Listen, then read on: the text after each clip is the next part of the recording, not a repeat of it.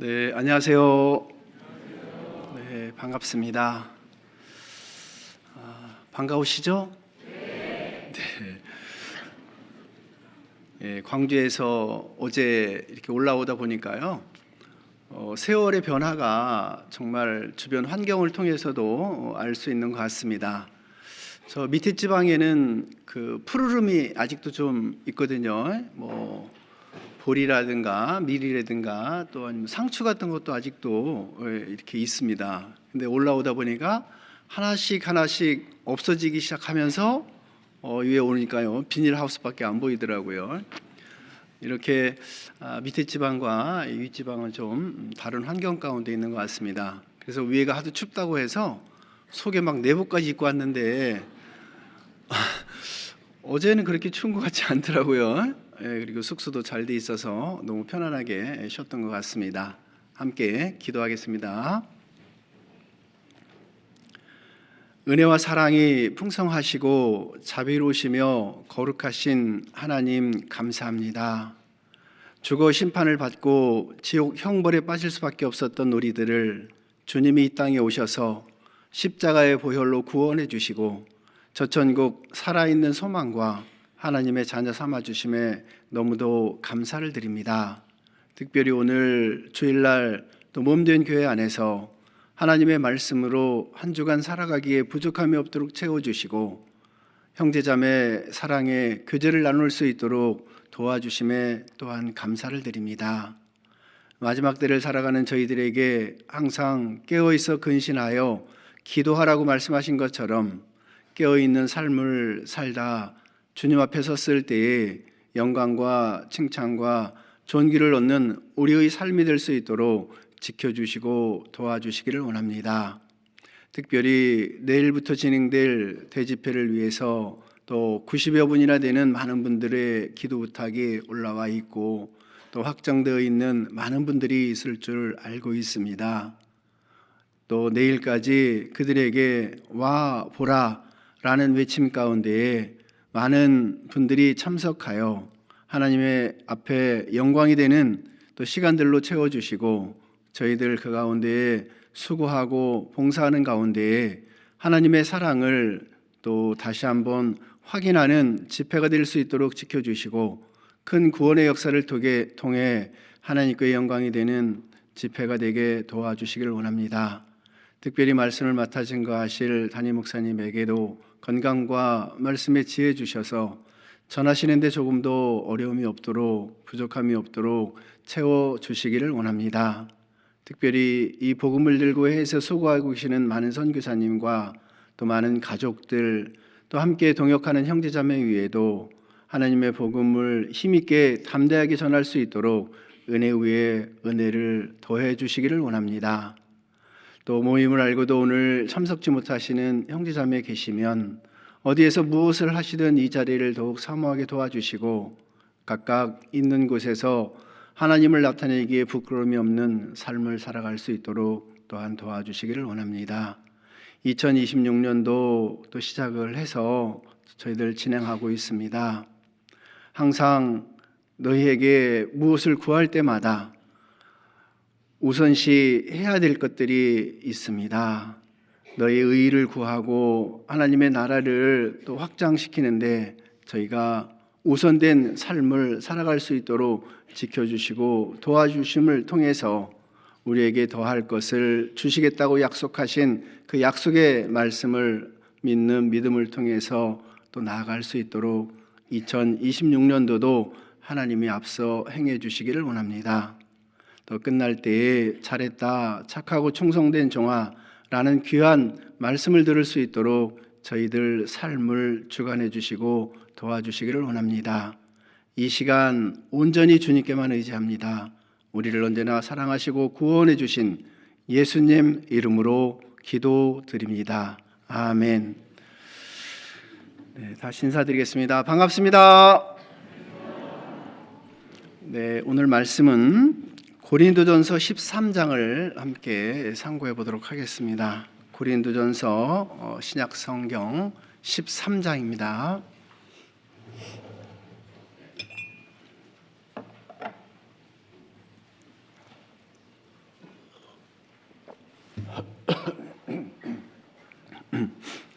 고린도전서 13장 1절부터 13절까지를 제가 중간중간 읽어드리겠습니다. 신약성경 279쪽 고린도전서 13장 1절입니다.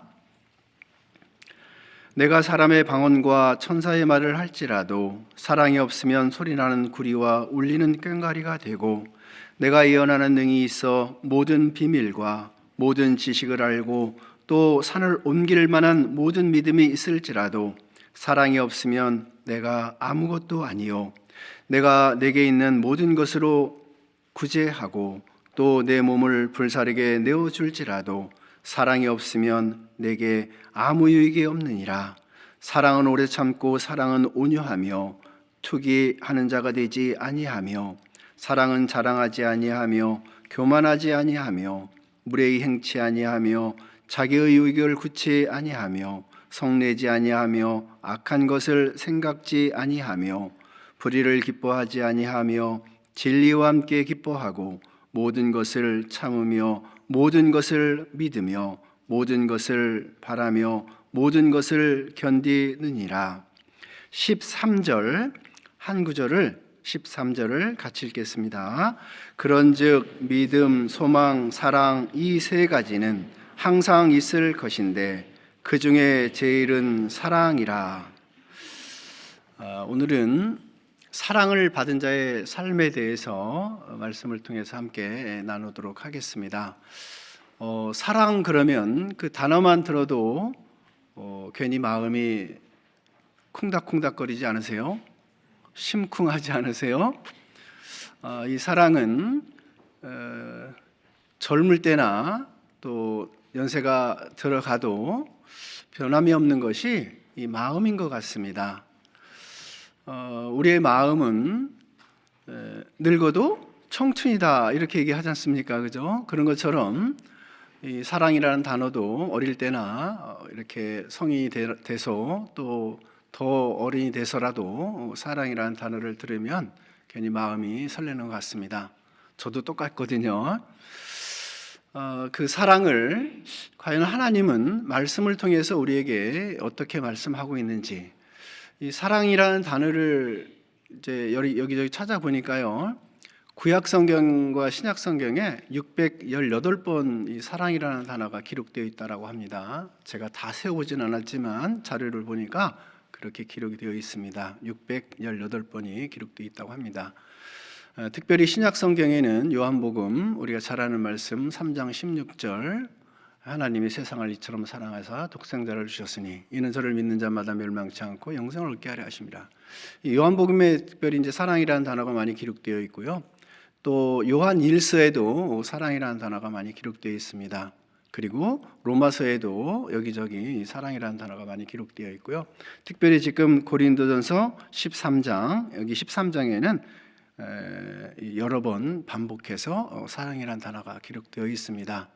그리고 구약 성경에는 시편에 가장 많이 120회를 이렇게 사용하고 있습니다. 그리고 아가서가 8장까지밖에 없는데도 불구하고 55번 정도 사랑이라는 단어가 기록되어 있다라고 합니다. 그만큼 사랑이라는 단어 참 중요하죠. 하나님이 우리를 사랑하신 것처럼 사랑을 받은 자가 그 사랑을 나타내기를 하나님은 원하고 계십니다. 사랑이라는 것을 세상에서도 여러 가지로 분류를 이렇게 하고 있더라고요. 어떤 사람은 뭐 3가지, 어떤 사람은 4가지, 어떤 사람은 6가지, 어떤 사람은 8가지까지 이렇게 사랑이라는 것을 구분해서 설명을 하더라고요. 그런데 우리가 가장 잘 구분되어 있는 것이 이제 4가지다라고 생각이 됩니다. 하나는 젊었을 때, 그 학생 시절 때 그 사랑을 이제 우정이다 이렇게 말을 하고 있지 않습니까? 우정은 특별히 그 학생 때 나타나는 현상이다라고 생각이 됩니다. 어머니 아버지가 너 나를 선택할 거야, 네 친구를 선택할 거야 그러면 저는요 친구 없으면 못 살아요 뭐 이런 거 있잖아요. 근데 그때만 나타나는 현상이라고 합니다. 그러다 그 사랑이 좀 성장을 했을 때에 연인 간의 사랑, 이것을 뭐 에로스다 이렇게 이야기도 하는데요. 연인 간의 사랑이 우정의 그 사랑보다도 조금 더 강한 표현을 이제 얘기를 하고 있습니다. 부모도 알아보지도 못하는 사랑을 콩깍지가 끼었다고 하잖아요, 그죠? 다른 것이 아무것도 안 보이고 자기 짝만 보이는 거예요. 그것을 연인 간의 사랑이다 이렇게 얘기합니다. 이제 연인 간의 사랑이 끝나고 부부가 되어서의 사랑을 또 이제 다른 방향으로다가 설명하잖아요. 어떻게 보면 무조건적인 사랑. 이 무조건적인 사랑 이것보다도 조금 더 어떻게 보면 약한 부분이 있을 수 있습니다. 그것은 자기도 사랑하고 싶지 않아도 사랑이 되는 것, 이것이 부모의 사랑이지 않을까라고 생각이 됩니다. 다칠세라, 깨어질세라, 넘어질세라, 뭐 이런 사랑이죠, 그죠? 자기도 모르게 반응하는 사랑. 이것이 사람에게만 있는 것이 아니고 이제 동물에게도 있지 않습니까, 그죠? 자기 새끼를 누가 잡아가려고 하면 막 끝까지 막 대드는 이런 동물들이 많이 있지 않습니까? 이렇게 그 사랑을 부모의 사랑이다라고도 할 수 있습니다. 아무리 연세가 많으셔도 부모님이 연세가 많으시고 자녀가 나이가 많아도 그 사랑은 변하지가 않는 것 같습니다. 저희 그 장모님이 이제 올해가 98세인데요. 많으시잖아요, 그죠? 저희 이제 같이 살고 있는데요. 자녀들이 이제 광주로 이렇게 옵니다. 오면은 어떻게든지 뭘 드리려고 누워 계시면서도 어떻게든지 뭐를 좀 해주시려고 이렇게 하시는 걸 보면 그 사랑은 없어지지 않는 사랑인 것 같아요. 본인 스스로는 아무것도 자녀들에게 할 수 있는 것이 기도밖에 없지 않을까라고 생각이 되거든요. 뭐 행동을 할 수 있는 여건이 전혀 되지 않으니까요, 그죠? 그럼에도 불구하고 내가 죽으면 우리 아이들 어떻게 하지? 이런 말씀을 종종 하시거든요. 네, 그런 말씀을 하셔요. 98세인데도 불구하고. 그런 걸 보면 정말 부모가 자식을 사랑하는 것은 끝이 없다라고 생각이 됩니다. 그런데 그보다 더 큰 사랑을 이제 하나님의 사랑, 아가페적 사랑이다라고 우리는 알고 있습니다. 정말 무한한 사랑, 그죠? 영원한 사랑, 하나님만 할 수 있는 그 사랑을 하나님의 사랑이다라고 우리는 알고 있습니다. 그래서 오늘은 그 하나님의 사랑에 대해서 먼저 잠깐 말씀을 통해서 나눠보고, 그리고 그 사랑을 받은 사람들은 또 어떤 모습으로 우리가 살아가야 될까, 이 부분들을 같이 나눠보도록 하겠습니다. 먼저 여기 책갈피를 해놓으시고요. 책갈피를 해놓으시고 시편 139편을 한번 보겠습니다. 책갈피를 해놓으시고 시편 139편입니다.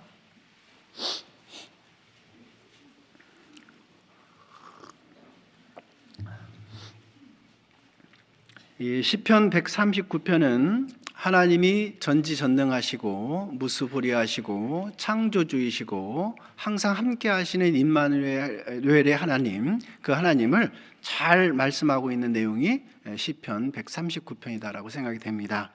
제가 몇 구절 읽어드리겠습니다. 139편 1절입니다. 여호와여, 주께서 나를 감찰하시고 하셨나이다. 주께서 나의 앉고 일어섬을 아시며 멀리서도 나의 생각을 통촉하시오며 나의 길과 눕는 것을 감찰하시며 나의 모든 행위를 익히 아시오니 여호와여, 내 혀의 말을 알지 못하는 것이 하나도 없으시니이다. 여기 1절로 4절 말씀을 살펴보면 우리가 무엇을 하든지, 우리가 무슨 말을 하든지, 내가 무엇을 어떻게 하든지 하나님은 다 살펴보고 계신다. 왜 그럴까요? 부모가 자녀가 어디 나갈 때마다 물 조심하라, 차 조심하라, 길 조심하라, 사람 조심하라 계속 그러잖아요. 나가서 조금만 늦게 들어와도 전화를 해서 지금 뭐 하고 있니? 지금 잘 있는 거냐? 지금 오고 있느냐? 이런 것을 수시로 물어보지 않습니까? 그런 것처럼 하나님은 우리의 일거수일투족을 다 살펴보고 계시는 분이 하나님이다. 왜냐하면 사랑하기 때문에 그렇다라고 말씀하고 있습니다. 그리고 이하의 말씀들을 통해서도 하나님은 우리를 어떻게 사랑하는지에 대해서 정확하게 말씀하시고 있고 구체적으로 말씀하고 있습니다. 우리가 집회 때마다 듣는 말씀 있죠. 13절, 14절 말씀을 제가 또 읽어드리겠습니다. 주께서 내 장부를 지으시며 나의 모태에서 나를 조직하셨나이다. 내가 주께 감사하옴은 나를 지으심이 신묘막측하심이라. 주의 행사가 기함을 내 영혼이 자라나이다.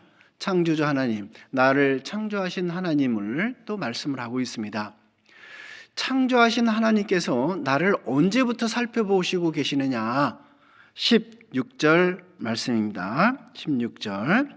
내 형질이 이루기 전에 주의 눈이 보셨으며 나를 위하여 정한 날이 하나도 되기 전에 주의 책에 다 기록이 되었나이다. 여기 말씀처럼 내가 엄마 뱃속에서 형질이 이루기 전에, 내가 태어나기도 전에 하나님은 나를 아셨다라고 말씀하고 있어요.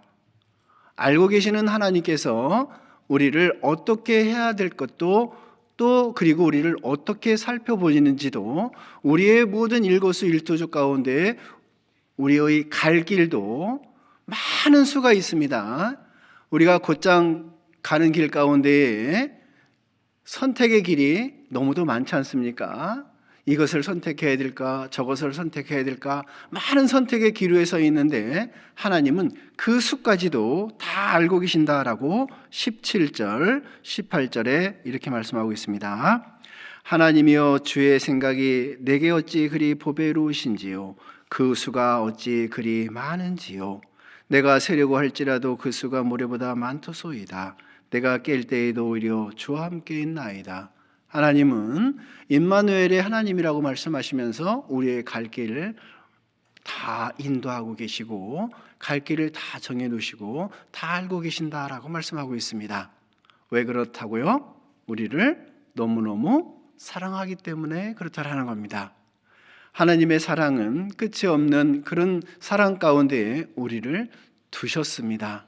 그래서 에베소서 2장 8절 9절에 그 은혜를 믿음으로 말미암아, 예수님의 십자가의 죽으심을, 그 은혜를 믿음으로 말미암아 구원을 얻었나니 이것이 너희에게서 난 것이 아니오 하나님의 선물로 주신 분, 그 하나님의 사랑을 예수님을 통해서 우리에게 주신 선물, 얼마나 영광되고 얼마나 끝없는 사랑을 우리에게 나타내 보여주셨느냐라고 말씀하고 있는 겁니다. 여기 2절에 주께서 나의 앉고 일어섬을 아시며 멀리서도 나의 생각을 통촉하시오며 나의 길과 눕는 것을 감찰하시며 나의 모든 행위를 익히 아시오니, 이렇게 우리의 모든 삶을 아시고 계시는 하나님, 그리고 4절에 우리가 말하는 것도 다 알고 계신다라고 하고 있습니다. 에이 설마 이렇게 생각하시나요? 그것이 사실이라는 겁니다. 우리의 심령을 감찰하신다, 우리의 마음과 생각을 다 살펴보시는 하나님이기 때문에 우리의 행동은 당연하죠. 그죠? 우리의 속도 다 살펴보시는 하나님인데 우리의 행동 당연히 하나님은 주관하고 계시고 다 살펴보고 계신다는 겁니다. 그러면 우리의 삶 가운데 하나님은 이 손넓이만큼, 이 손만큼 손 안에 있는, 하나님의 손 안에 있는 우리의 인생인데요, 우리가 곁길로 가려고 하고 잘못된 길로 가려고 할 때마다 하나님의 마음은 얼마나 속이 상할까요? 그러죠? 연인 간의 사랑에서 부모의 사랑으로 바뀌었을 때의 생각을 한번 해보면 잘 알 것 같습니다. 아직 부모가 되지 않은 분들은 조금 이해하기가 좀 부족할 수도 있지만 부모가 되었을 때의 자녀 사랑하는 생각을 해보면 하나님을 조금 더 알고 하나님을 더 사랑할 수 있는 것이 부모들이지 않을까도 생각을 해봤습니다. 보통 내리사랑이라고 하잖아요, 그죠? 내리사랑이라고. 자녀가 성장을 해서 결혼을 해서 이제 손주를 낳았어요. 왜 손주가 이렇게 보고 싶을까요? 너 아들 보고 싶지 않아, 손주 보고 싶어, 이런 얘기들을 많이 듣지 않습니까? 그래서 내리사랑이라고 이렇게 하는데요, 정말 그 사랑은 부모가 되었을 때의 하나님의 사랑을 더 사랑할 수 있다라고 생각이 됩니다. 자녀가 결혼을 했습니다. 결혼하고 나서 효도를 더 잘할까요? 결혼하기 전에 효도를 더 잘할까요? 결혼하기 전에 효도를 더 잘해요?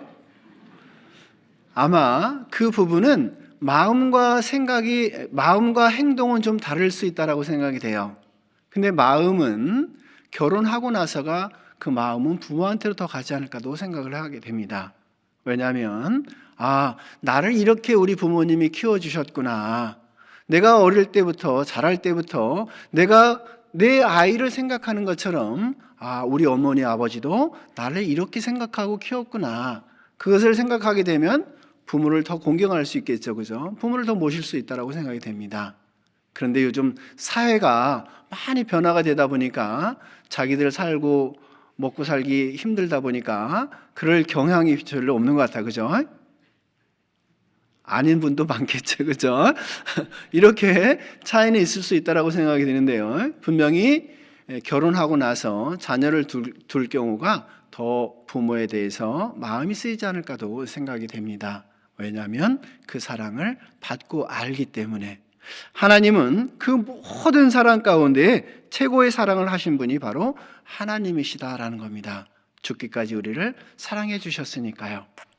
뿐만 아니라 그 사랑을 언제까지 하셨느냐, 또 집회 때 복음을 전할 때 항상 말씀하시는 암송하세요라고 하는 말씀 있죠, 그죠? 히브리서 9장 12절 말씀처럼 염소와 송아지의 피로 아니하고 오직 자기 피로 영원한 속죄를 이루사 영원히 구원해 주신 하나님.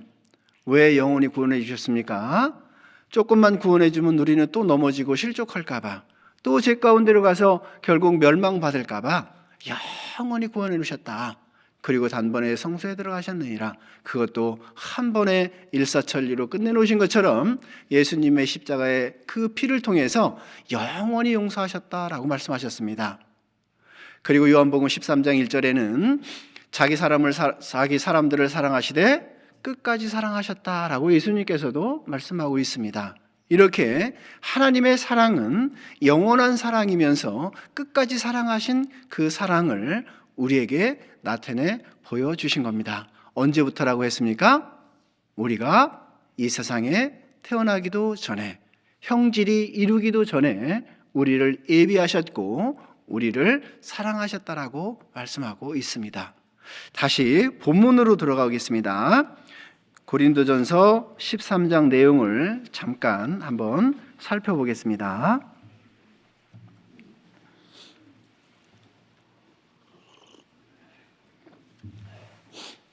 고린도전서 13장 1절부터 3절까지 반복되는 단어가 있는데요. 1절부터 3절까지 반복되는 단어가 사랑이 없으면이라는 단어예요.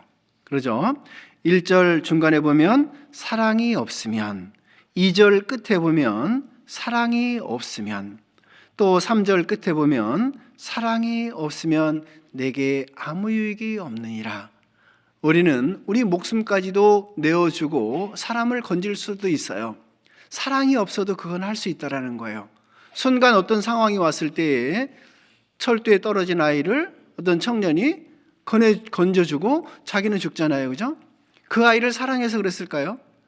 분명히 사랑이 없어도 할 수 있는 것이 죽음도 있지만, 근데 사랑이 없으면 안 된다라고 말씀하고 있는 것이 하나님의 사랑이라는 거예요. 그러니까 하나님은 우리를 얼마나 찐 사랑하느냐, 그것을 사랑이 없으면이라는 단어를 통해서 하나님은 사랑이시 하는 거다 이렇게 말씀하는 겁니다. 그죠? 하나님은 우리를 사랑하면서 하는 거다라고 분명히 말씀을 하고 있습니다. 그래서 1절부터 3절까지는 사랑의 중요성에 대해서 말씀을 하고 있는 겁니다.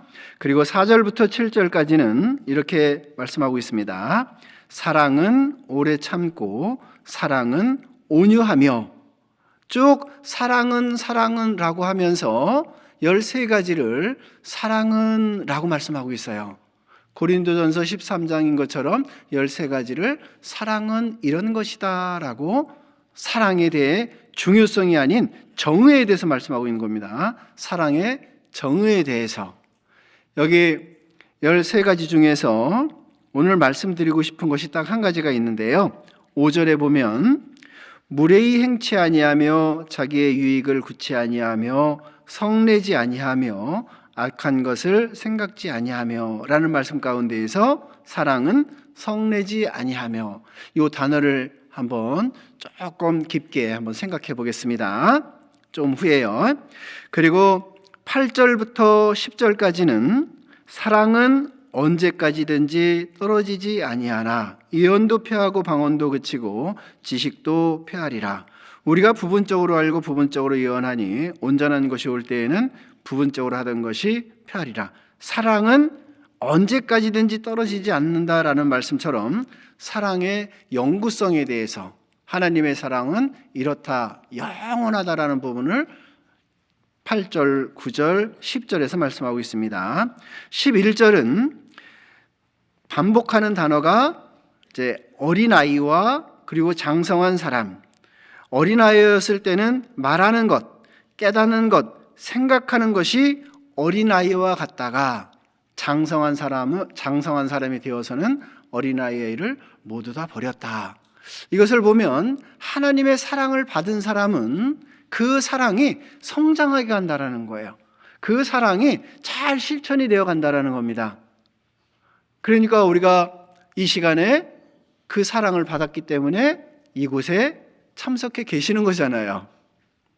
그러지 않으면 자기 생활에 매여서 집에서 둥글둥글 하신다든가, 집에서 청소를 하신다든가, 집안일을 보신다든가, 아니면 또 어디에 지역에 가서 뭐 누구를 만난다든가 그런 일을 자연스럽게 하겠죠, 그죠? 그런데 그 사랑이 우리 안에 들어와 있으니까 그 사랑을 더 확인해 보고 싶고, 그 사랑을 더 나누고 싶고, 그 사랑을 또 전하고 싶고 하기 때문에 더 그 사랑을 성장해 나가고 싶고 하기 때문에 사랑 안에서 이 안에 오신 거잖아요, 그죠?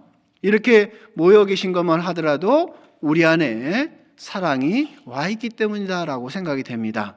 맞죠? 네, 저도 그래서 이렇게 와 있잖아요. 그죠?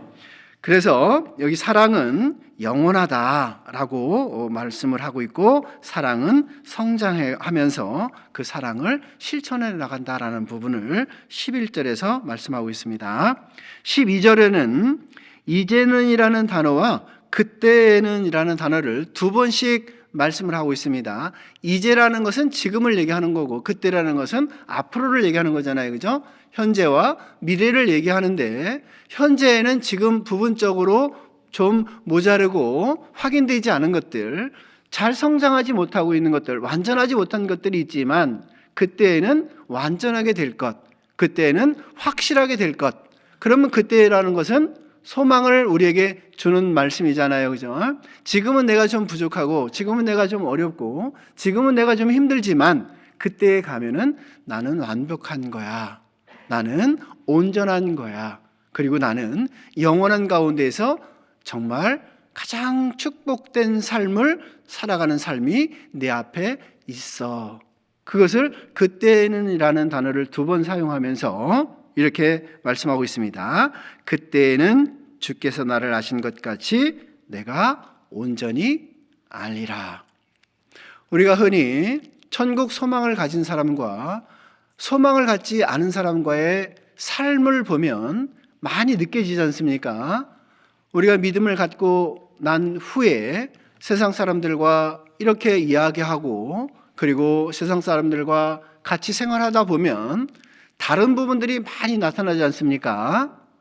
지금 당장 힘들었을 때에 세상 사람들은 넘어져서 일어나지 못한다고 한다면, 그리스도인들은 지금 잠깐 넘어졌어도 그 소망이 완벽하기 때문에 다시 설 수 있는 것이 그리스도이다라는 겁니다.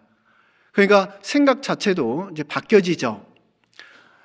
어떤 학자가 이 고질병이라는 것과 고칠병이라는 것을 연구를 해봤습니다. 어떻게 연구를 해봤냐면, 암 환자에게 조사를 해본 거예요. 이런 마음과 이런 마음이 있는데, 이런 마음이었을 때는 어떻게 병이 고쳐지는지, 그리고 이런 마음이었을 때는 어떻게 병이 고쳐지는지에 대해서 연구를 해보니까요, 고질병이라고 생각했던 사람들의 그 암 환자들은 회생률이 38% 정도 되었다라고 합니다. 38%. 그런데 고칠병, 그 점 하나인데 고칠병이라고 생각했던 사람들의 회생률이 70%가 넘었다라는 거예요. 70%가. 어떤 긍정적 마인드가 그만큼 우리의 삶을 다르게 변화시켜 주고 있다라는 겁니다. 그것처럼 그리스도인의 그 소망이 있는 것은 긍정적 마인드의 사고방식을 우리는 살아갈 수 있다는 거예요. 왜 그럴까요? 그 소망이 온전한 소망이 되기 때문에, 그 소망이 확실한 소망이 되기 때문에 그렇다라는 겁니다. 지금 화장실 하나 있는 집에서 살든 화장실 3개 있는 집에서 살든 과연 천국과 비교가 될까요? 비교되지 않겠죠. 그러지 않습니까? 그것처럼 지금의 세상의 가치와 천국의 가치를 우리가 분명하게 구분할 수만 있다면 지금의 삶을 어디에서 무엇을 하든 만족하고 긍정적으로 살아갈 수 있다는 겁니다. 여러분들은 고질병이라는 단어가 좋아요? 고칠병이라는 단어가 좋아요? 당연히 두말하면 잔소리죠. 그죠? 당연히 고칠병이라는 단어가 우리에게는 소용이 되는 겁니다. 이것처럼 하나님은 분명히 그것을 소망으로 우리에게 주셨다라는 겁니다. 그것을 12절에서 이렇게 말씀하고 있는 겁니다. 이제는 거울로 보는 것 같이 희미하나 그때에는 얼굴과 얼굴을 대하여 볼 것이요 이제는 내가 부분적으로 하나 그때에는 주께서 나를 아신 것 같이 내가 온전히 알리라. 어떤 집사님 중에서 구원받게 된 동기를 말씀하시는데 이렇게 말씀을 하시더라고요. 집에 이제 불이 난 거예요. 근데 2 자녀가 있었는데 한 자녀가 나오지 못해서 거기서 죽음을 맞이할 수밖에 없었어요.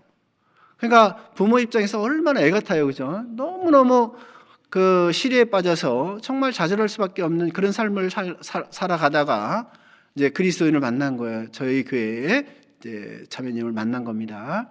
만나고 나서 그 아이를 만날 수 있는 소망을 주신 거예요. 천국에서 만날 수 있습니다. 이것을 통해서 말씀을 듣고 구원을 받고 정말 교회 가운데 너무 크게 쓰임 받으시다가 이제 몇 년 전에 돌아가셨는데요. 그런 소망이 확실히 있다라는 거잖아요. 그죠? 자식을 만날 수 있는 소망. 그것이 확고하게 되니까 말씀을 듣게 됐고 구원을 받고 교회 생활 가운데에서 정말 주님을 위해서 살다가 돌아가신 분도 계십니다. 우리 안에도 분명히 그런 경우 있으리라 생각이 됩니다. 그때에는 주께서 나를 아신 것 같이 내가 온전히 알리라. 그리고 13절은 다시 한번 같이 읽어보겠습니다. 그런즉 믿음, 소망, 사랑 이 3가지는 항상 있을 것인데 그 중에 제일은 사랑이라. 거기 제일은이라는 그 숫자를 해놨죠. 2번이라고 해서 밑에 보면 나나주에 더 큰 것은 이랬어. 그죠? 그 중에 제일이라는 단어를 더 큰 것은 이렇게 말씀을 하고 있습니다. 믿음, 소망, 사랑 중에 제일 큰 것은 사랑이라. 믿음이 없으면 소망이 생기지 않겠죠. 그죠? 소망이 생긴 사람들에게 나타나는 것들이 사랑을 할 수 있는 거다. 그래서 그 사랑이 가장 큰 거다. 12장 마지막 구절에 보면 31절에 보면 너희는 더욱 큰 은사를 사모하라. 내가 또한 제일 좋은 길을 너희에게 보이리라. 12장 31절에 제일 좋은 길을 너희에게 보이리라 라고 말씀하시면서 사랑장이 이어진 거거든요. 우리가 이 세상 살아가면서 가장 잘 나타내야 될 것이 바로 이 사랑이다. 그리고 14장 1절에서는 사랑을 따라 구하라 이렇게 말씀을 하셨습니다. 우리가 무엇을 하든 어떤 일을 하든 정말 사랑으로 하는 건가를 생각해 보라고 말씀하고 있습니다. 사랑을 통해서 무엇을 하든 하라고 권하고 있습니다. 지금 이렇게 4분씩 2분씩 대부분 혼자 앉으신 분들이 별로 없으신, 잘 안 보이는데요.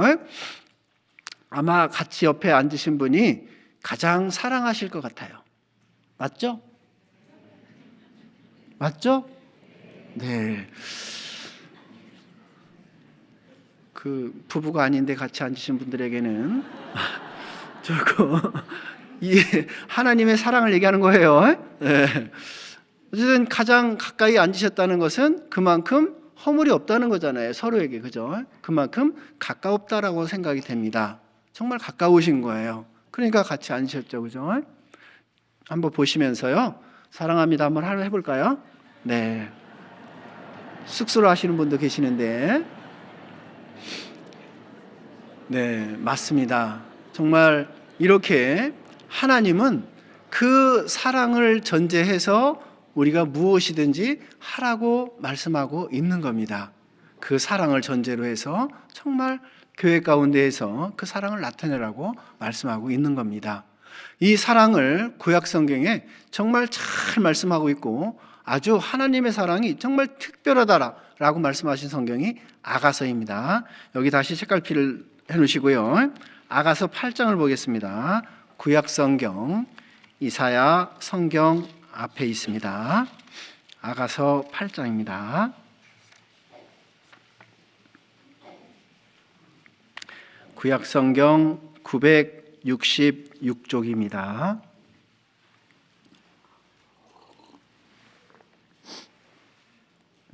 아가서 8장 6절과 7절입니다.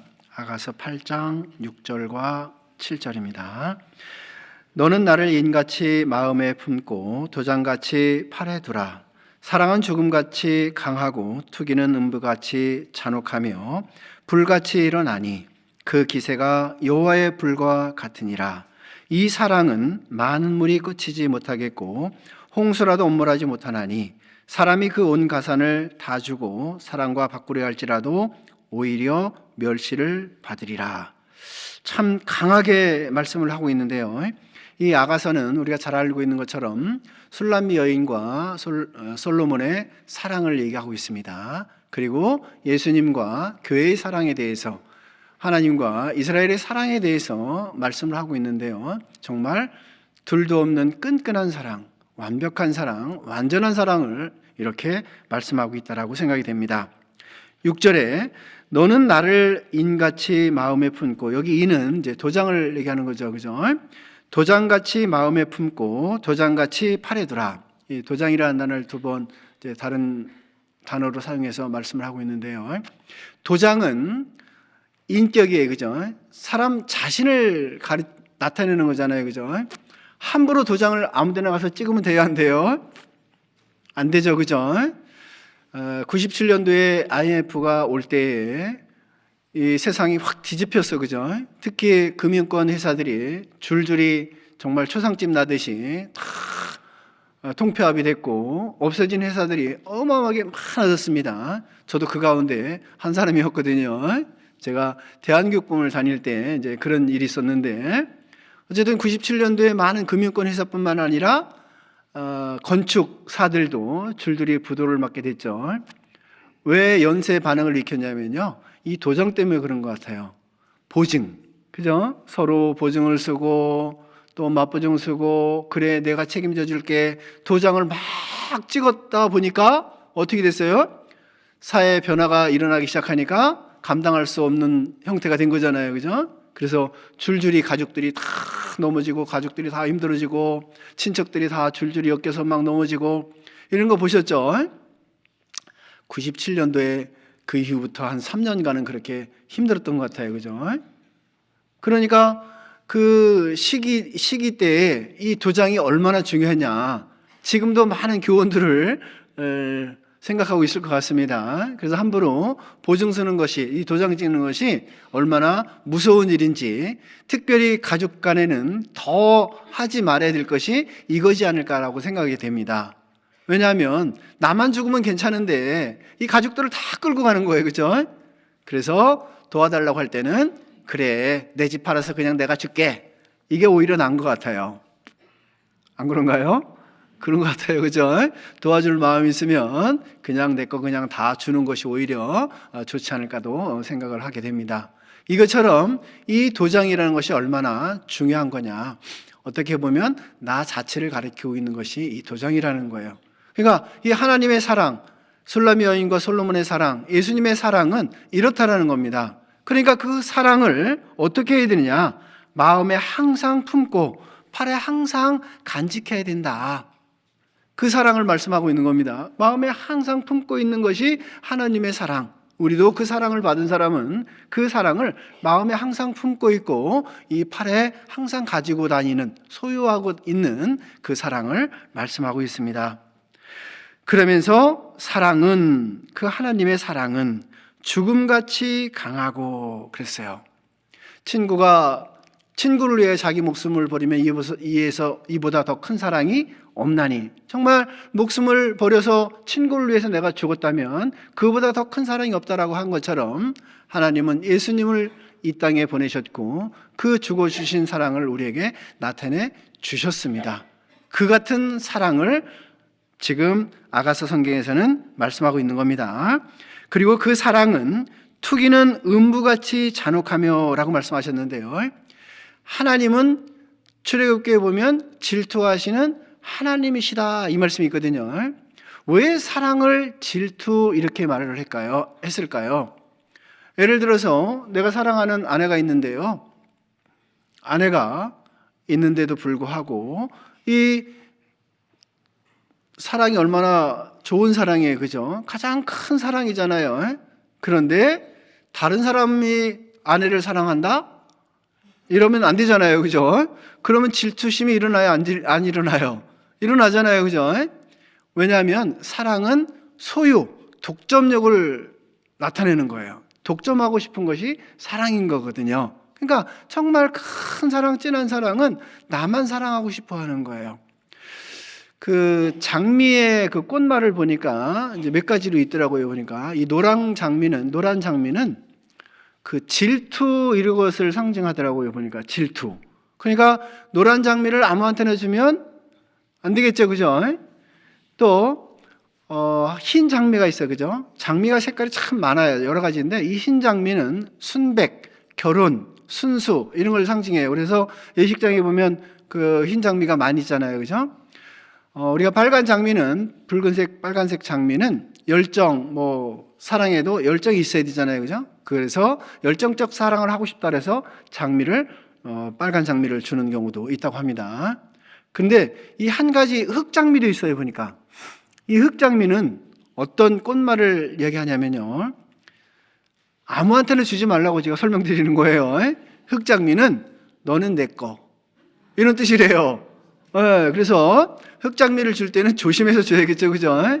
이렇게 꽃말이 다 있는 것처럼 하나님은 그 사랑을 질투하시는 하나님이다.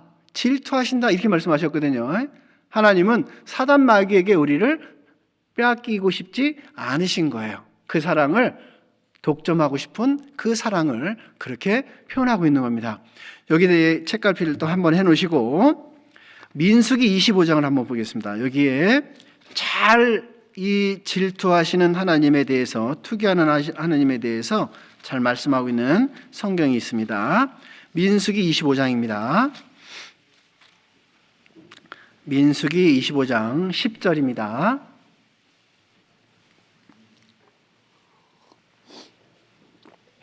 민수기 25장 10절입니다.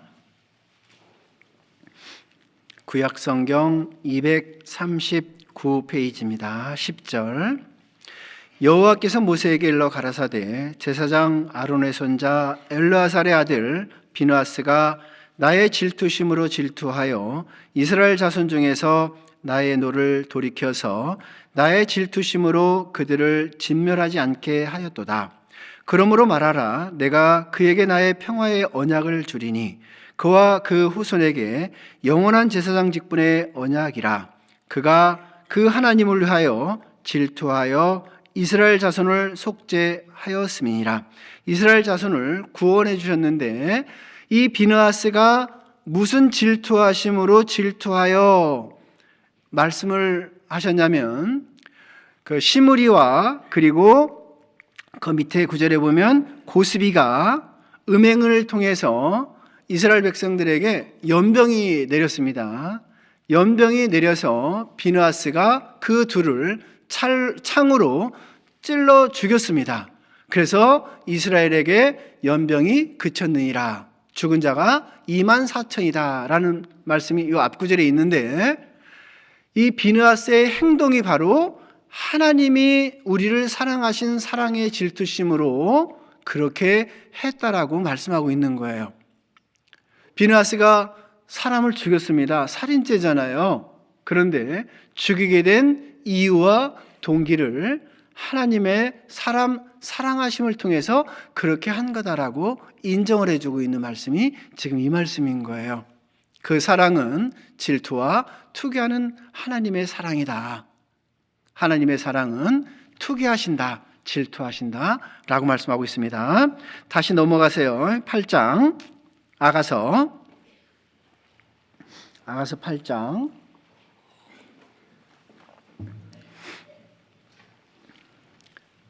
6절 중간입니다. 투기는 음부같이 잔혹하며 또 한 가지를 이렇게 말씀하고 있습니다. 불같이 일어나니 그 기세가 여호와의 불과 같으니라.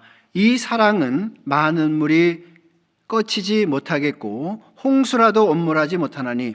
세 번째는 하나님은 불같은 사랑을 하신다. 그 불같은 사랑은 이 홍수라도 꺼지지 못하게 하는 불같은 사랑이다. 그런 사랑 한번 해보고 싶지 않으세요? 해보셨나요? 정말 그런 사랑 저도 한번 해보고 싶어요. 정말 뜨거운 사랑, 그죠? 그래서 저도 결혼을 했습니다. 그 뜨거운 사랑 때문에 저희 자매를 만나고 그 불같은 사랑을 한 것 같습니다. 그리고 네 번째는 그 사람이 그 온 가산을 다 주고 사랑과 바꾸려 할지라도 오히려 멸시를 받으리라. 하나님의 사랑의 가치는 이 세상의 모든 가치보다도 더 크고 더 위대하다. 마가복음 10장에 보면 그 재산이 많은 청년이 있었습니다. 재물이 많은 청년이 예수님께 찾아오죠. 예수님께 찾아와서 어떻게 하면 영생을 얻을 수 있습니까? 라고 물어봅니다. 예수님께서 사람과 사람 사이의 계명들을 6가지 계명을 쭉 말씀해 주셔요. 부모를 공경하라, 살인하지 말라, 또 음행하지 말라, 거짓말하지 말라, 도둑질하지 말라, 그리고 탐내지 말라. 이 말씀을 쭉 해주니까 이 재물이 많은 청년이 어렸을 때부터 다 지켰나이다 그래요. 정말 대단한 거 아니에요, 그죠? 스스로 지켰다라고 생각할 때 얼마나 바른 청년이었을까요? 정말 대단한 청년인데요. 예수님께서 그 말을 하자마자 이렇게 얘기하죠. 한 가지 너에게 부족한 것이 있다 그래요. 한 가지 부족한 것이 있다라고 하시면서 너희가 갖고 있는 그 재물을 이웃에게 나눠주고 나를 좇으라 이렇게 얘기합니다. 그때 그 청년이 영생을 얻기 위해서는 어떻게 해야 될까요? 예수님 말씀처럼 자기가 가지고 있는 것을 다 나눠주고 예수님을 좇았으면 분명히 영생을 얻을 수 있었을 거로 생각이 됩니다. 그런데 그 청년이 이렇게 얘기하죠. 재물이 많은 거로 슬픈 기색을 띠고 근심하며 돌아갔다 그래요. 재물이 많은 거로 슬픈 기색을 띠고 근심하며 돌아갔다 그래요. 그럼 과연 사람과 사람 사이의 그 계명 6가지를 했다고 볼 수 있는 거예요? 했다고 볼 수 없다라는 겁니다.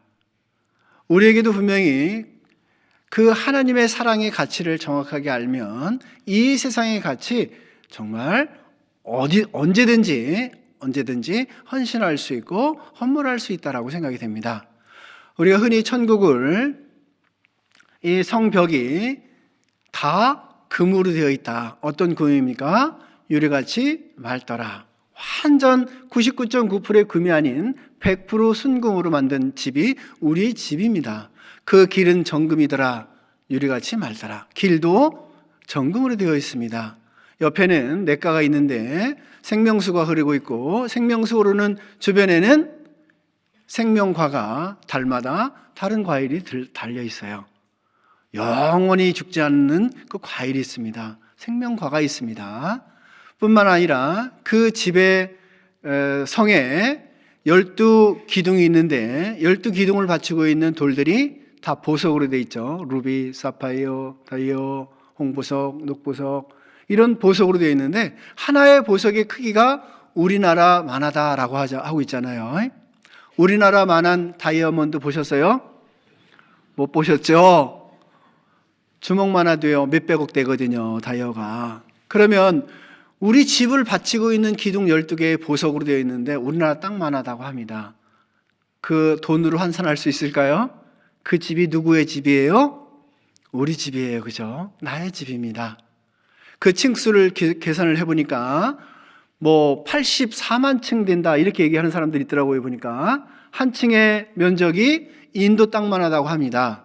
우리 집이 인도 땅만한 집에 한 층에 살고 있는 거예요. 화장실 몇 개가 필요할까요? 셀 수 없는 화장실 개수가 있겠죠. 그죠? 그런 집이 우리 집이라는 겁니다.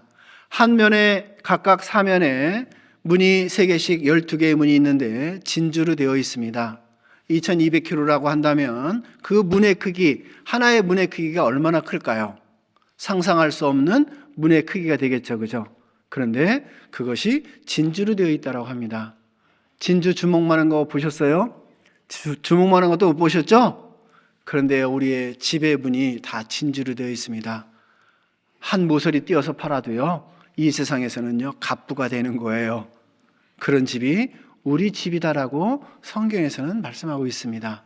거기는 슬픔도 없고 눈물도 없습니다. 오직 기쁨과 즐거움만 있는 곳이 우리 집에, 우리에게 하나님은 예배놓고 계신다는 거예요.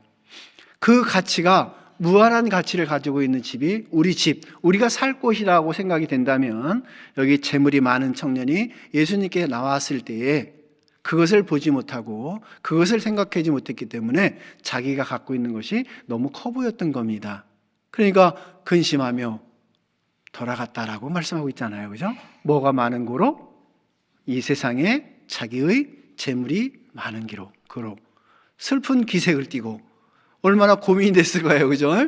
이 영생을 올바로 알지 못하고 천국을 올바로 알지 못했기 때문에 자기가 갖고 있었던 그 소유물이 더 컸다라고 생각이 된 겁니다. 하나님은 우리에게 그 가치를 알려주시면서 그렇게 우리를 사랑한다라고 말씀하고 있는 겁니다. 그렇게 우리를 사랑한다라고 말씀하고 있는 겁니다. 다시 본문으로 한번 다시 돌아가 보겠습니다. 고린도전서 13장입니다. 고린도전서 13장입니다.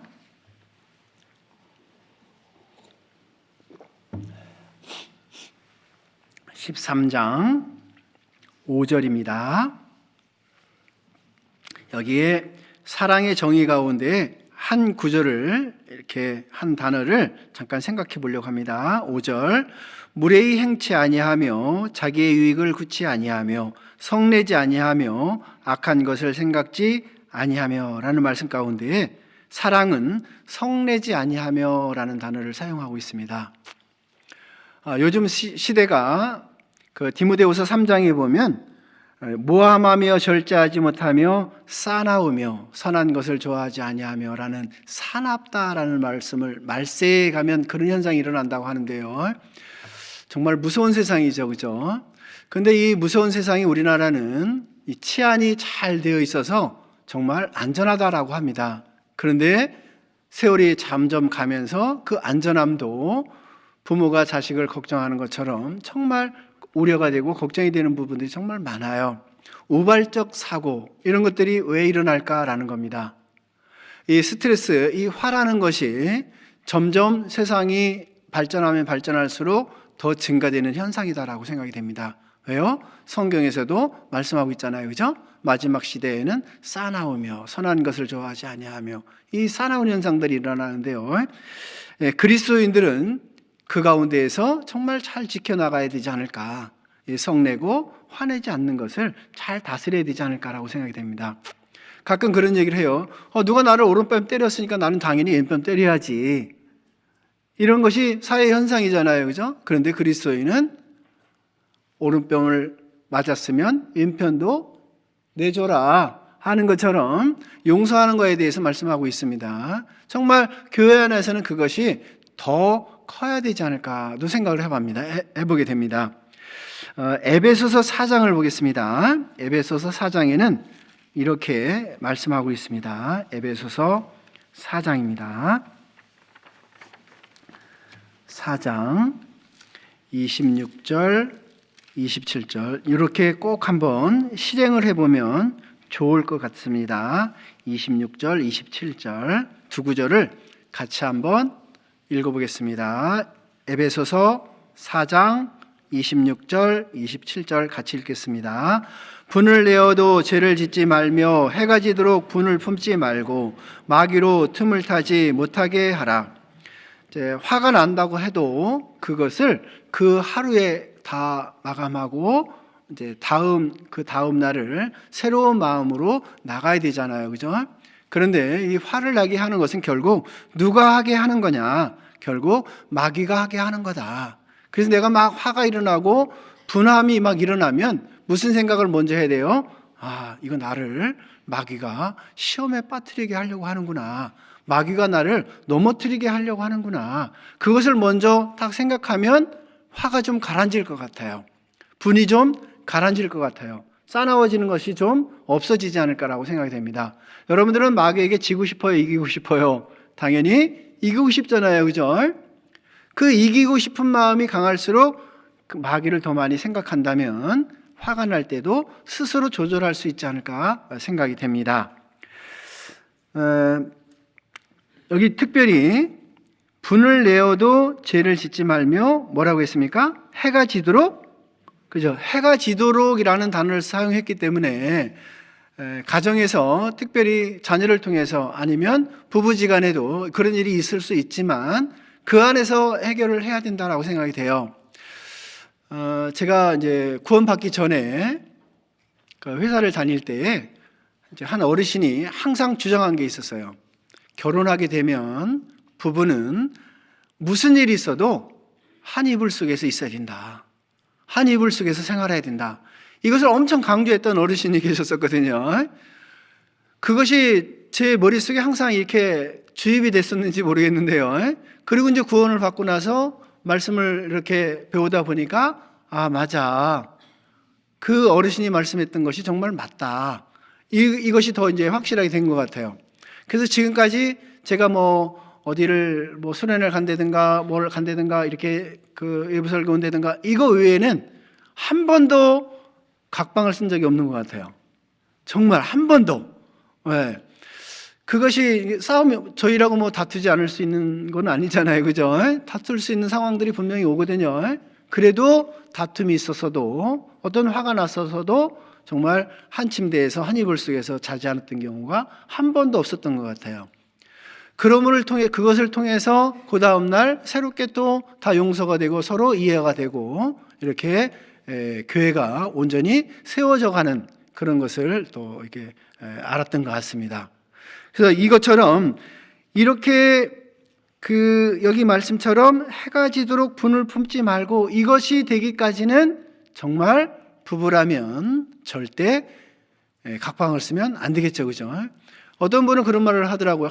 우리 남편은요 너무 코 고는 게 심해서 내가 같이 잘 수가 없어요. 그런데요, 이제 제가 이제 다른 교회에 있을 때에 그 자매님이 이제 구원받지 않은 남편이 있었는데요. 이 남편이 제가 이렇게 얼굴을 보더라도 코를 엄청 골 것 같아요. 그래서 제가 물어봤어요.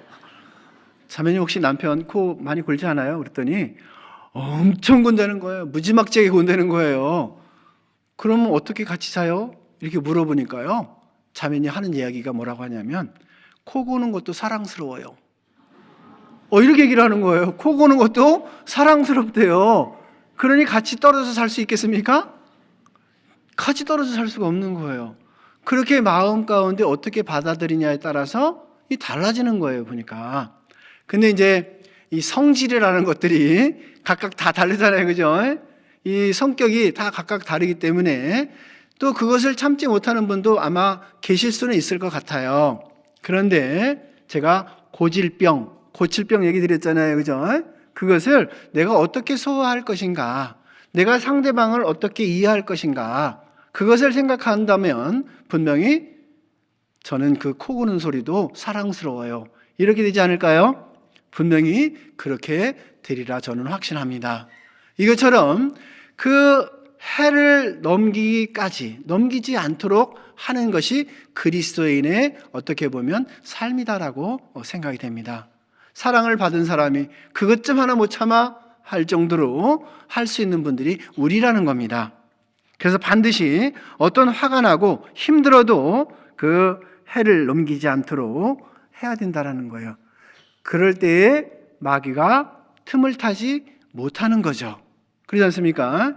어떤 사람이 그런 얘기를 하더라고요. 우리 인생길에 잘난 사람보다 따뜻한 사람이 좋고, 잘난 사람보다 따뜻한 사람이 좋고, 그러면 나는 잘난 것보다 나는 어떤 사람이 되어야 돼요? 따뜻한 사람이 되어야겠죠. 그죠? 두 번째는 멋진 사람보다 편한 사람이 좋고, 그러면 나는 멋짐보다도 편하게 대해주는 것, 이것이 좋고, 세 번째는 가진 것 많은 사람보다 나눠줄 줄 아는 사람이 인생길에는 반려자가 될 수 있다. 좋은 사람이 될 수 있다라고 합니다. 특별히 예수님이 이 땅에 오신 이유는 딱 한 가지죠. 하나님과 우리 사이에 죄의 담을 헐고 하나님과 우리를 화목하게 하려고 이 땅에 화목 제물로 오셨습니다. 주변에 형제자매가 많은 분들이 있고 주변에 형제자매님들이 없는 분들이 가끔 보면 보여요. 주변에 형제자매님들이 많은 분들을 가만히 살펴보면 따뜻해요. 그리고 편해요.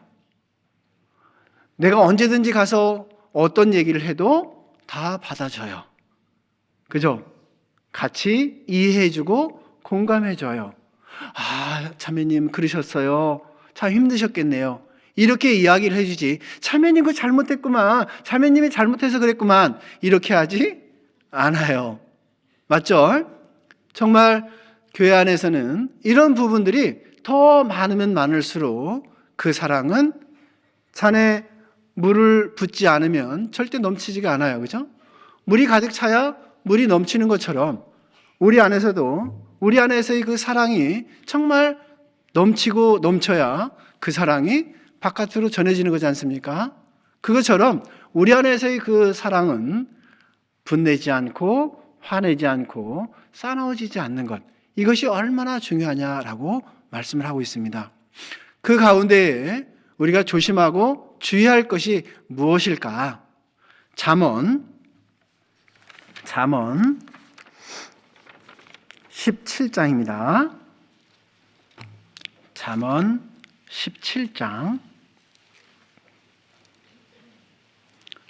잠언 17장 14절입니다.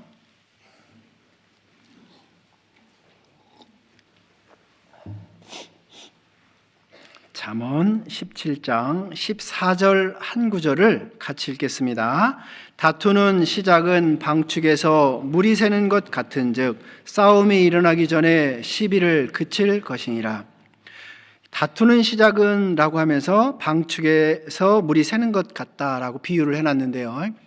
이 댐이 있습니다. 댐에 작은 구멍 하나 생기면 가만 놔두면 될까요? 얼른 막아야 될까요? 얼른 막아야 되죠. 그죠? 다툼은 바로 그렇다라는 거예요. 방축에 물이 새는데 가만 놔두면 어떻게 되느냐? 다툼이 일어난다. 그러면서 말씀하신 것이 뭐냐면 싸움이 일어나기 전에 시비를 그칠 것이니라 라고 했어요. 시시비비를 교회 안에서는 따지지 말라라는 거예요. 그러면 그 시시비비는 누가 가려줄 거다? 재판관, 그리고 판단하실 분은 하나님이시다 그랬어요. 그죠? 입법자와 재판관은 오직 하나이신 하나님이시다 라고 말씀하셨습니다. 우리에게 성경을 주신 분도 하나님이시고 성경 안에 율법을 주신 것도 하나님입니다. 그 하나님이 우리를 재판하시겠다라는 거예요. 판단하시겠다라는 겁니다.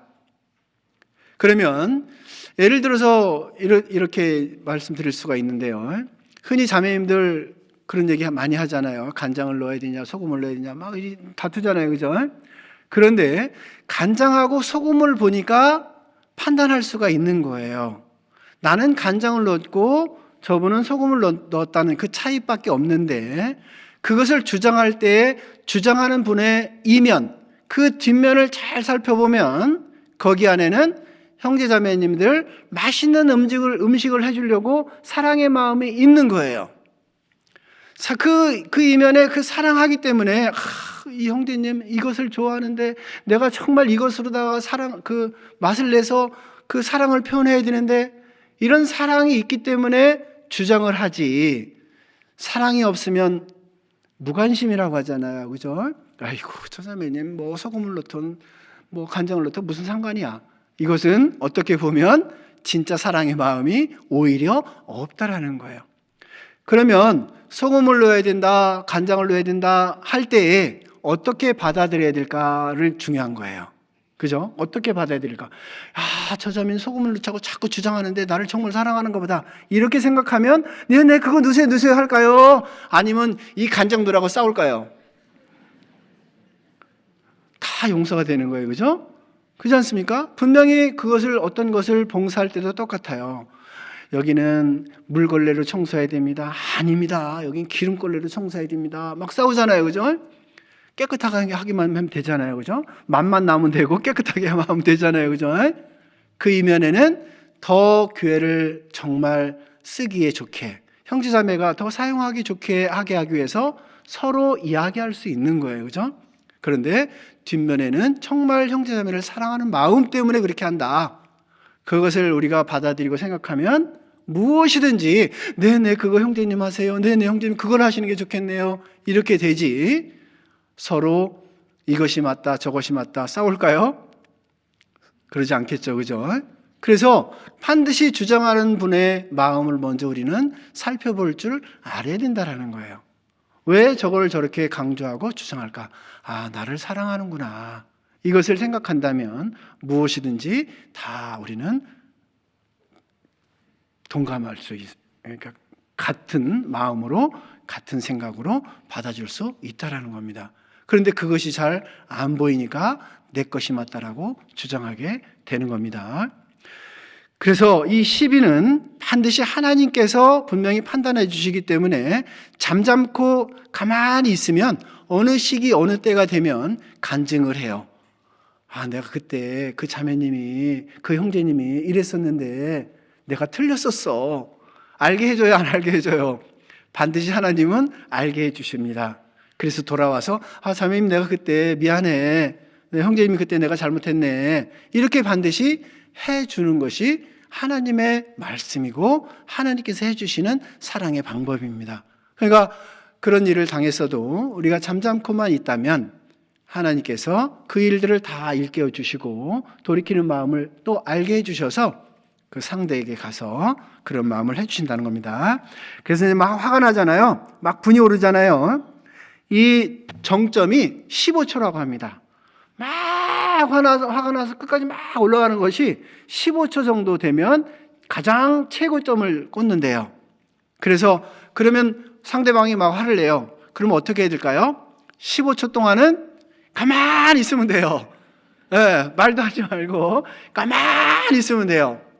그리고 그것이 완전히 사라지는 시간이 15분 정도 걸린대요. 15분 정도. 누가 막 부부지간에 그러잖아요. 아내가 막 뭐라고 할 때 뭐라고 얘기하면 싸움이 일어나요? 가라앉아요? 더 막 일어나잖아요. 그죠? 뭐라고 하면. 그래서 가만히 있으면 아이고 내가 속이 경일 끼지 이러면서 그냥 말죠. 자매님들 안 그러세요? 어쨌든 그렇게 정점은 15초다. 그래서 15초부터는 내려가기 시작해서 15분이면 이렇게 가라앉는다고 합니다. 그것이 바로 지혜이지 않을까도 생각해 보게 됩니다. 이렇듯 정말 이 세상은 싸납다. 그리고 화가 나는 세상이다. 그리고 성내는 세상이다. 그렇지만 그리스도인은 그렇지 않아야 된다는 겁니다. 세계대전 때에 그 이탈리아 시칠리아라는 섬이 있었는데요. 거기 고아원이 2개의 고아원이 있었습니다.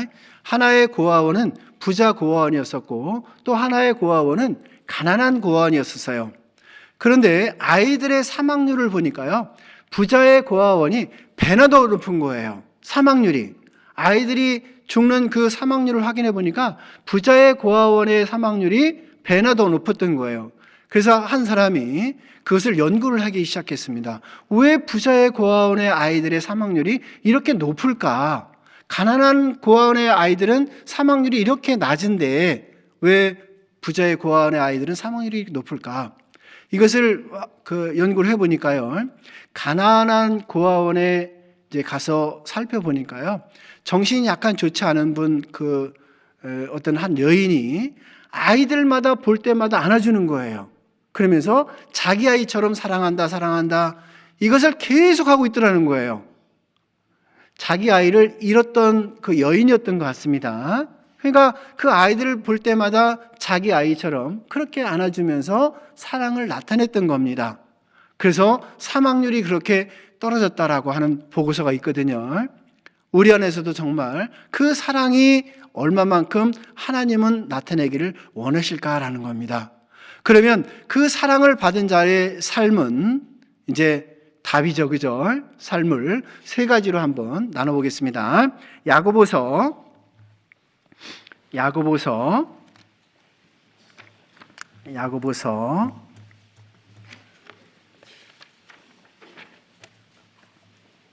2장입니다. 야고보서 2장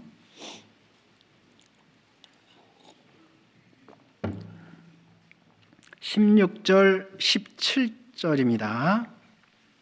15절, 16절, 17절 세 구절입니다. 제가 읽어드리겠습니다. 야고보서 2장 15절. 만일 형제나 자매가 헐벗고 일용할 양식이 없는데 너희 중에 누구든지 그에게 이르되 평안히 가라, 더웁게 하라, 배부르게 하라 하며 그 몸에 쓸 것을 주지 아니하면 무슨 이익이 있으리요? 이와 같이 행함이 없는 믿음은 그 자체가 죽은 것이라. 형제자매가 정말 헐벗고 있어요. 정말 너무너무 가난하게 있어요. 그런데 말로만, 여기 뭐라고 했어요? 말로만 평안히 가라, 더웁게 하라, 배부르게 하라, 말로만 하고 그 몸에 쓸 것을 주지 아니하면 그게 무슨 사랑이냐라고 하고 있습니다. 요한일서 3장에는 이 사랑을 행함과 진실함으로 하라라고 하고 있어요. 행함과 진실함으로 하라. 그 사랑을, 하나님의 사랑을 받은 자의 삶은 분명히 행함을 통해서 믿음을 증거하고 있다는 겁니다. 배부르게 하라 이것이 아니고 드리면서 좀 배 좀, 허기 좀 때우세요, 이렇게 한다는 거잖아요. 그죠? 평안히 가라라고 말로만 하는 것이 아니라 함께 동행할 수 있는 형제자매, 이것이 정말 하나님의 사랑을 받은 자의 삶은 첫 번째 함께 하는 것. 무엇을? 동거동락인가요? 동고동락인가요? 헷갈리죠? 물론 동거동락도 될 수 있지만 한자 사자성어에는 동고예요. 그죠? 너무너무 힘들다, 그럴 때 함께 하는 거예요. 그죠? 힘들 때도 함께 하고 즐거울 때도 함께 하는 것, 그것을 성경에서는 이렇게 말씀하고 있는 겁니다. 정말 힘들 때 함께 해주고, 무엇을 통해서? 말로만이 아닌 우리의 행동을 통해서 함께 해주는 것, 이것을 하나님의 사랑을 받은 자의 삶이다. 두 번째는 사도행전, 자연스럽게 나타나는 현상들을 말씀을 드리고 있는 겁니다. 사도행전 16장입니다. 두 사람 예를 들어보겠습니다. 사도행전 16장 14절입니다. 16장 14절.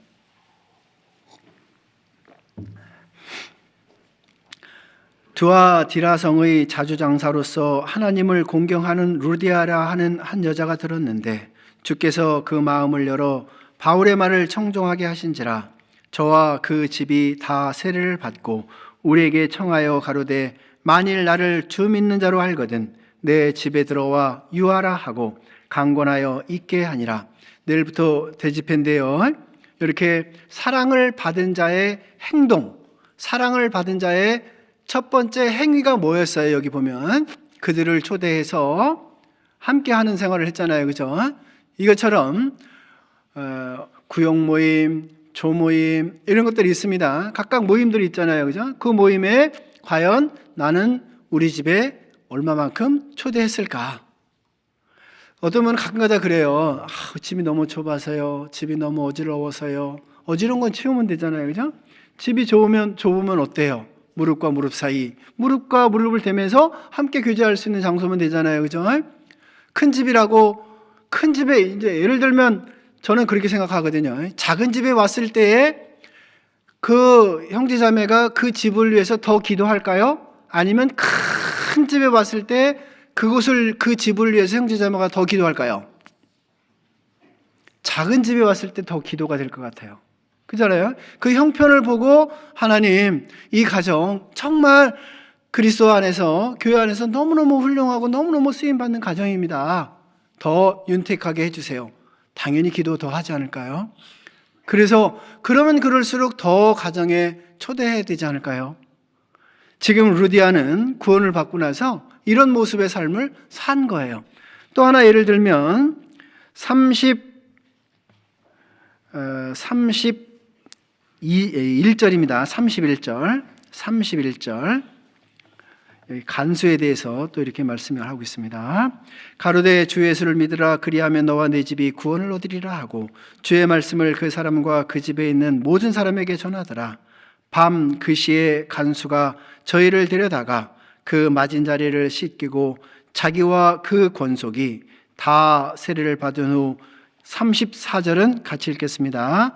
저희를 데리고 자기 집에 올라가서 음식을 차려주고 저와 온 집이 하나님을 믿었으므로 크게 기뻐하니라. 이게 자연스러운 거예요. 그죠?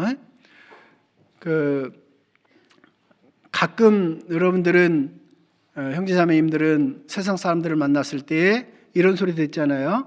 너 미친 거 아니냐고. 너 교회 미쳐도 단단히 미쳤다. 이런 얘기 듣죠. 그것이 우리의 삶이다라는 거예요. 우리의 삶이 그렇게 자연스럽게 하나님의 사랑을 받은 사람은 이런 모습들이 자연스러운 건데 내가 하지 않고 있다라면 과연 하나님의 사랑이 내 안에 얼마만큼 있는 건가? 우리는 다시 한번 생각해 볼 수 있는 말씀이다라고 생각이 돼요. 나는 정말 형제자매를 어떻게 대접하고 있는가? 구원을 받았는데, 하나님의 사랑을 받았는데 나에 관한 그것을 위해서 얼마만큼 생활하고 있는가? 여기 간수와 루아디아 이 여자는 분명히 자기 스스로 자발적 마음이 생겨서 이런 행동을 한 거예요. 자, 또 하나 보겠습니다. 마지막으로 요한복음 4장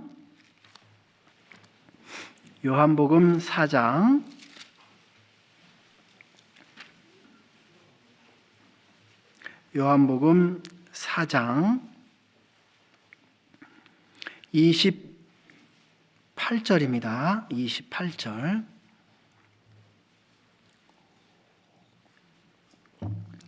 요한복음 4장 28절입니다. 여자가 물동이를 버려두고 동네에 들어가서 사람들에게 이르되 나의 행한 모든 일을 내게 말한 사람을 와 보라.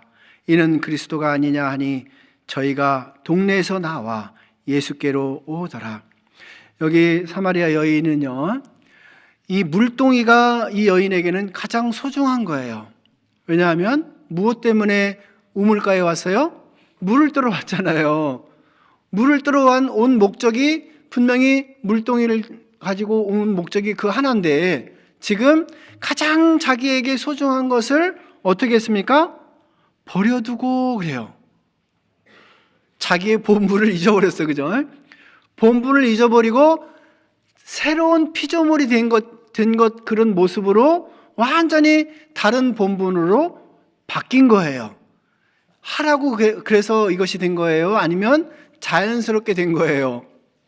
자연스럽게 된 거예요. 그죠? 예수님이 그리스도라는 것을 정확하게 알고 자연스럽게 새로운 피조물의 삶으로 바뀌어진 거예요. 우리는 안 그럴까요? 우리도 똑같지 않습니까? 그러니까 이렇게 오셨잖아요.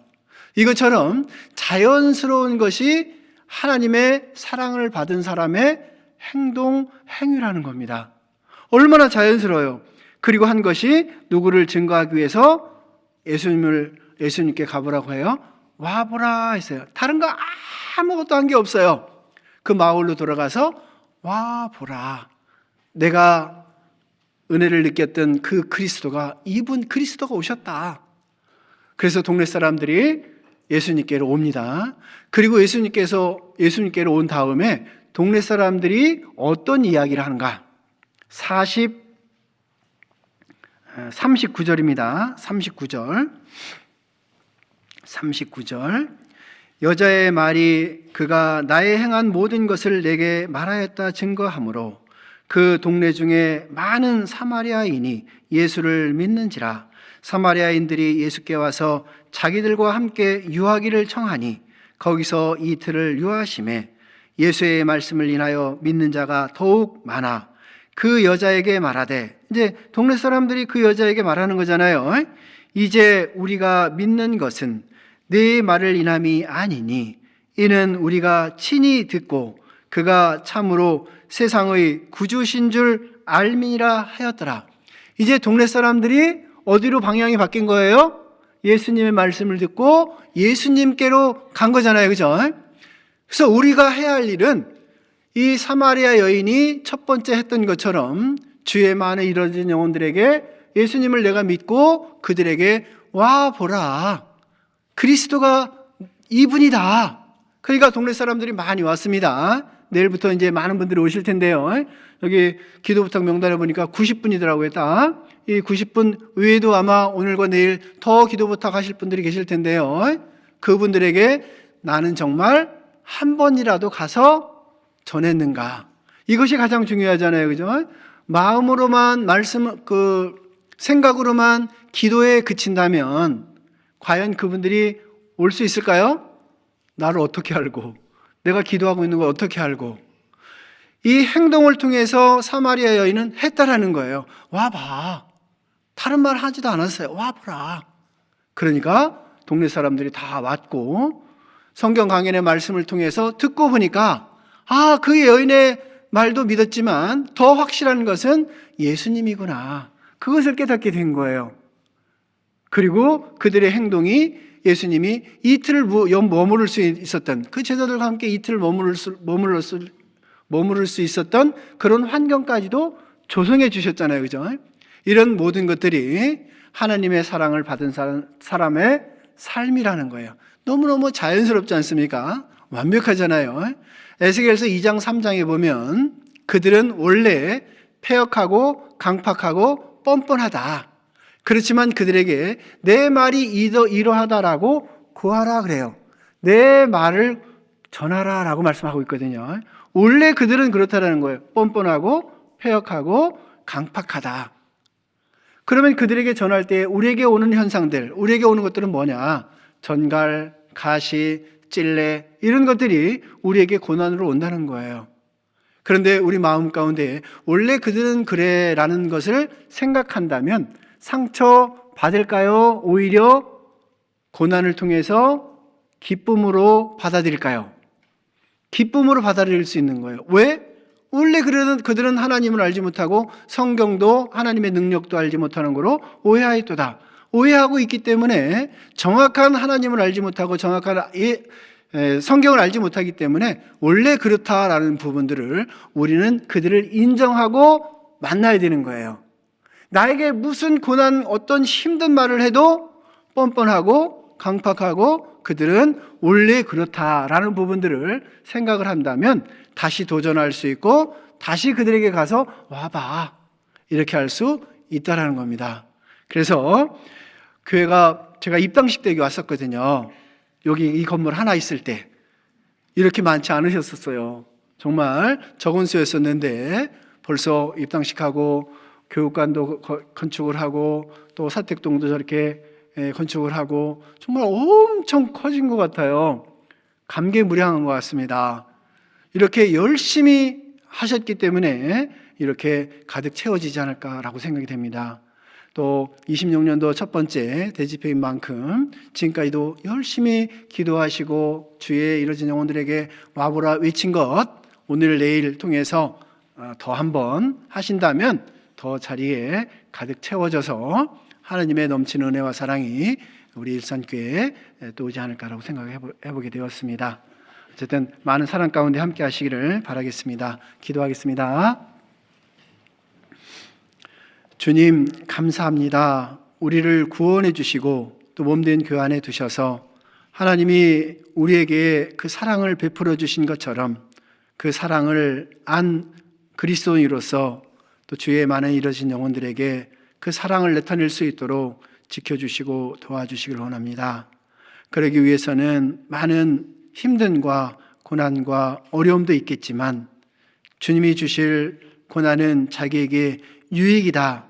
고난과 시련을 통해서 우리를 완성케 하고 우리에게 칭찬과 영광과 존귀를 주시겠다고 약속하신 그 믿는 믿음을 통해서 소망을 갖고 그들에게 나아갈 수 있도록 지켜주셔서 지금까지도 힘쓰고 애쓰고 전심전력한 것처럼 이후에도 또 하나님이 주시는 사랑 가운데에 더 열심을 통해서 주님을 섬기는 교회가 될 수 있도록 지켜주시고 도와주시기를 원합니다. 함께해 주심에 감사를 드리며 이후의 모든 시간도 주님께만 의지합니다. 우리를 언제나 사랑하시고 구원해 주신 예수님 이름으로 기도드립니다. 아멘.